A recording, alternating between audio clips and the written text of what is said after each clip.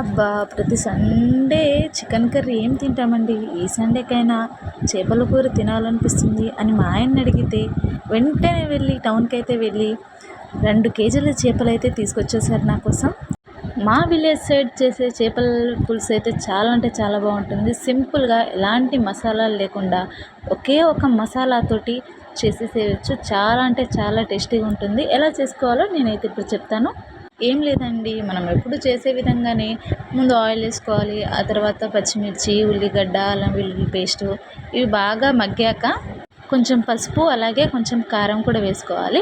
అది కూడా కొంచెం సేపు ఫ్రై అయ్యాక అలాగే చింతపండు రసం కూడా వేసేసుకోవాలి. ఆ తర్వాత సాల్ట్ వేసుకోవాలి. సాల్ట్ అయితే మర్చిపోకూడదు కదా. చింతపండు రసం మరిగాక అందులోనే చేపలు వేసుకోవాలి. చేపలు కూడా మరిగాక కాసేపటి తర్వాత నేను తయారు చేసుకున్న మసాలాను అయితే వేసేస్తున్నాను. అలా ఎలా ప్రిపేర్ చేసుకోవాలో సెపరేట్ వీడియో అయితే పెడతాను. Bye friends.